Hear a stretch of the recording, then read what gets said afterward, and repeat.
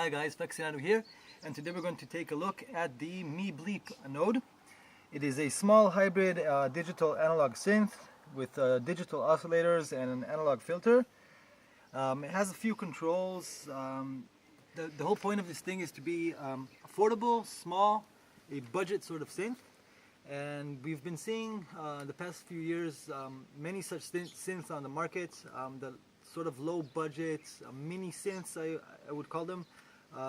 They range from sort of toys. If you go to the Korg Monotron, it's really a toy. There's no MIDI on it, no CV, no nothing, with a little ribbon keyboard. And I think on the higher end sort of the scale of what would still be considered budget sort of pocket synths would be I guess the Waldorf Rocket. I've also had some other ones. I've had myself, for example, the MFB Nanozwerg, and there's also the Shruti synth, which is kind of comparable, and there are a few other ones. So the range of these things, you know, this would be like around 50 bucks, and this would be around 200 bucks, plus minus, right? And this thing is sort of right in the middle. We got ours. There was a sort of a flash sale for 72 hours or something like that. It was $100. Normally it costs, as of right now, $129, which is, I think, not a lot. The question with all these mini synths and all these cheap and all these budget pieces of gear that are coming out these days is, you know, so it's really cheap, but is it worth the money? You know, sometimes you might want to save, you know, if something costs $100, save another 100 and get something a lot better. That was my experience with a lot of things recently. Even, for example, you know, some of you might know my infamous review for the Akai Rhythm Wolf. I found that are pretty much of a ripoff for the money that you get. So I'm kind of wary of these budget synths, but I did listen to the demos of this Meeblip thing, and it was kind of interesting to me. Also, just by the way the demos sounded, and also because it looked kind of similar in some ways to the Rocket. I was sure, you know, obviously they do have a different tone, but I was kind of thinking, you know, if you look, it's maybe a little more than 1/4 of the size, you know, a little thicker. So I was thinking maybe if they kind of pulled it off, if they fact something that is as functional and cool as the Rocket, and it's much cheaper than the Rocket, and it is a different tone as well, so it could either complement it or be a cool synth by itself. So we got this thing, and I'm pleasantly surprised by the sound of it. It sounds really cool. We'll take a listen a little bit, even though it's kind of hard to tell the sound through the phone. But before that, let's take a look at the features. So before even looking at the front panel features, I just want you to see this is the whole manual for this thing. It's not that they half-assed it or anything. It's just this pretty much tells you everything you need to know about this thing. So straight away, a good thing about this is it's really simple to operate. It's really simple to understand. If you just want to, you know, if it's not intuitive enough on the panel, there's the manual over here, and it'll tell you a few additional things. One thing I'd like to mention before I even show you the knobs is that this thing does have additional functions that are not on the front panel. So if you look on the manual, like I've mentioned, knobs only accessible via MIDI. You have portamento, VCF envelope amount, 2 knobs that you could access via MIDI. And then 3 switches, which is LFO random mode. I guess the normal LFO is a sine or a triangle. It sounds to me like a sine, but you can have LFO random mode via MIDI and LFO note retrigger on and off. The default, as it is right now, is on. And you can actually change the wave of the second oscillator from pulse to sawtooth. And there's also another wavetable mode. I'll show you that at the end. So the machine itself, 2 oscillators. 2 digital oscillators. You kind of, as with most of these synths, similar to, well, not exactly to the Rocket, I guess, but similar to other synths that are often 2 oscs, is the second osc would be just with a detune control. So you would kind of, you play your bass note, basic note, and it goes to the first oscillator, and the second oscillator is in relation to that oscillator, either in detune or with a pulse width variation, or both of them. So these 2 oscs, for the envelope, for the amplitude envelope and for the filter envelope, you have 1 envelope. Attack, decay, and a sustain switch. Now if you look at the Rocket, they did a sort of a similar thing, but it's also something that really pissed me off on the Rocket, is the Rocket has no attack at all, and it is a really, really snappy synth. So straight away I was happy to see that this thing does have an attack compared to this. And here you see they have just a decay, and they have a switch for an on-off mode, for sustain, and for release. So they do have this switch here for the sustain, but what they did with the decay over here, as opposed to having a release switch, is when, if I play now, if I'm, okay, wait. So this is, right now there's just, this is attack decay envelope. The sustain knob is closed, so it's an attack decay envelope. And I open it, it's still decay, right? Because there's no real release. It decays because there's no sustain stage. So if you're, if the sustain is closed, you have an attack decay envelope. You can kind of use it pretty much like a release if you want a long release. Now if you do turn on the sustain, I'm sustaining a note, the decay knob pretty much serves as your release knob in this mode. So you'd have,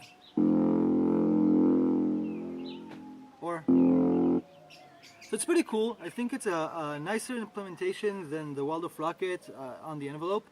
For me, this was the most annoying thing on the Rocket, is I didn't have an attack, and it really pissed me off. Another annoying thing about the Rocket that they didn't do here is you do have a volume knob here. On the Rocket you have a volume knob for your headphone out, but for the hot audio out you have no volume, and it's really a disadvantage because it comes out really hot and it's clipping into my digital interface. So here, better control, you know, I can at least, while it's still in the analog domain, I can calm it down a little bit before it clips my digital input. So I do like the fact that they have a volume knob. Another thing that I like about this thing is that they have an on-off switch. So a lot of these machines don't have on-off switches these days, and it kind of really bugs me. The Nord Modular doesn't have an on-off switch that we have. This thing doesn't have an on-off switch, or Akai MPK. I know it's a little bit kind of maybe nitpicking, but I know other people really also, I mean, just put an on-off switch in there, so I'm glad they did do that. So you have an on-off switch. Now I know I kind of got sidetracked, but let's get back to the knobs themselves and what this thing offers. So you have a filter, and they call this thing here, what do they call it? A twin T filter that behaves like a low-pass filter. Now to my ears, this sounds kind of like an 18 dB low-pass filter. Not exactly, I don't know, but it does sound great. It's a really nice filter. The resonance is great. It's self-oscillating, but it's not, you know,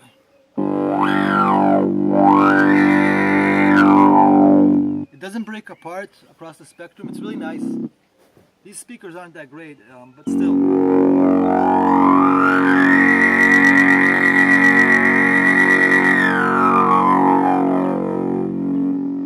Completely smooth. Maybe it doesn't, you know, have that deep sort of, especially on the low end, the sort of, well, I don't know, it does. I don't know. It's a nice filter. The more I listen to it, I like it more. It's a really musical filter, you know, and you can do subtle things with it, and it's really nice. And the next thing that we'll look at is the LFO. So the LFO has a just the rate and the depth on the machine. Like we've mentioned before, if you look via MIDI, you can check out which MIDI CC you're looking for, and access also the LFO random and the LFO note retrigger.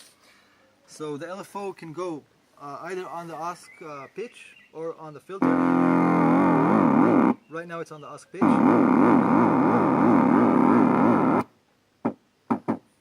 And you know, you can do these little sort of bubbly acid stuff.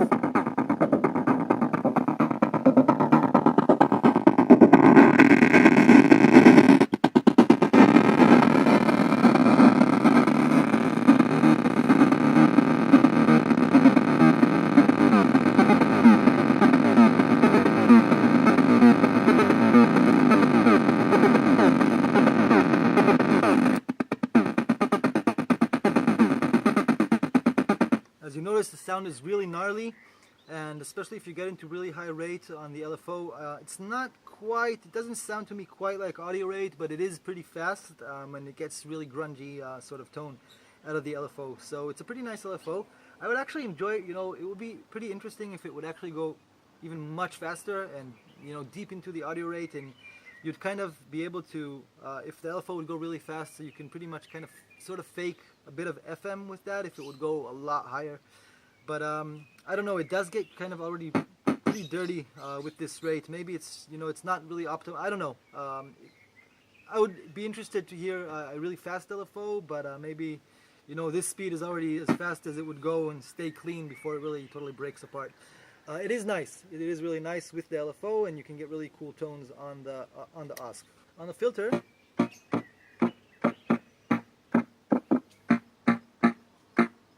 wait. There we go.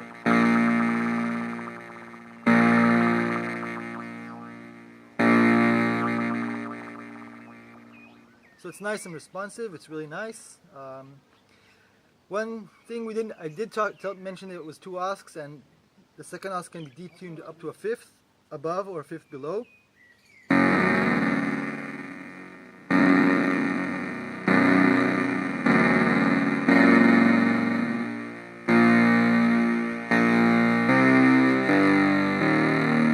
And if you do just a little tiny bit of detune, you get a really nice tone.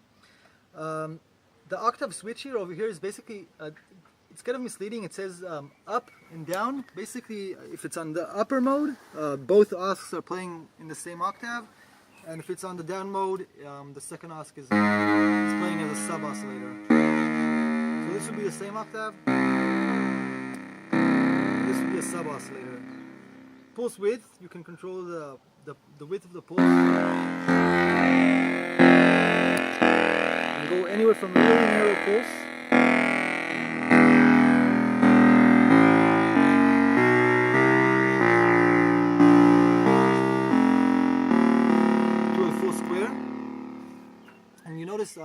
that's the thing I really most like about this synth.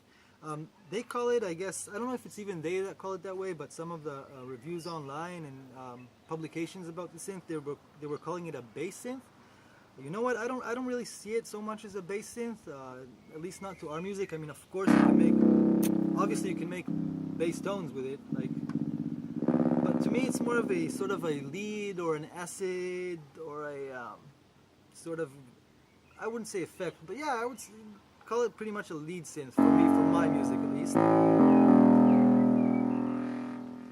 Leads and melodies and gnarly stuff. I think it would be really nice, even for like low pads and drones. It could be pretty cool for monophonic stuff, obviously.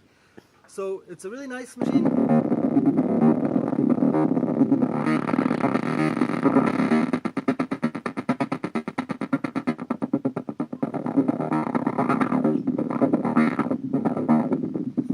Controls are all really responsive.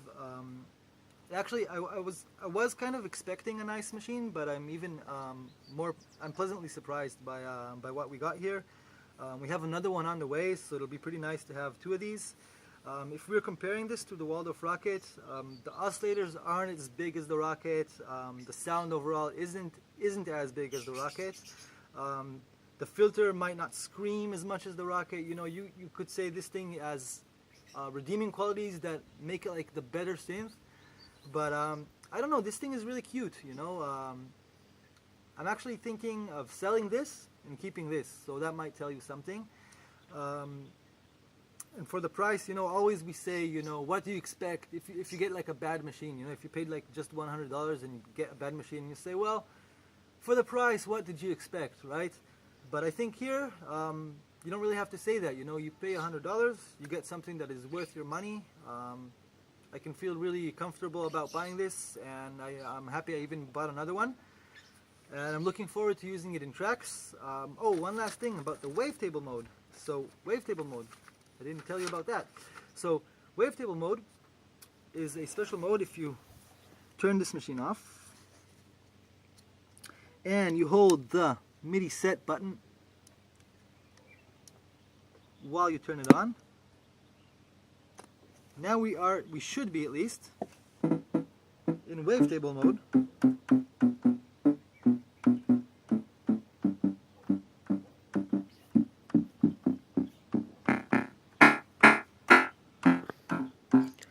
and we're switching wavetables.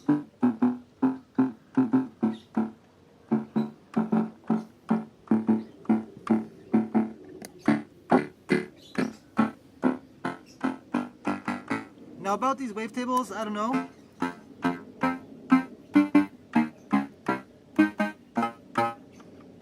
They do offer more tones, more rich tones, but I was kind of expecting, you know, the wavetables to really alter the sound a little bit more. As you notice, it's not really drastic. I guess it's more, it sounds to me more like, you know, a brightness of tone as opposed to a totally different tone when you change the wavetables. But this is a cool potential, and I guess this would be the last point of this. This wavetable mode, for example, is something that was available via a firmware update. So this is another cool thing about these new kind of mini machines. The firmware is easy to update, and the company can sort of rewrite the way this machine behaves, and it could some interesting things could come up in the future. All the firmware, everything regarding the software and the modding and everything for this machine is available for free online, and it's open source.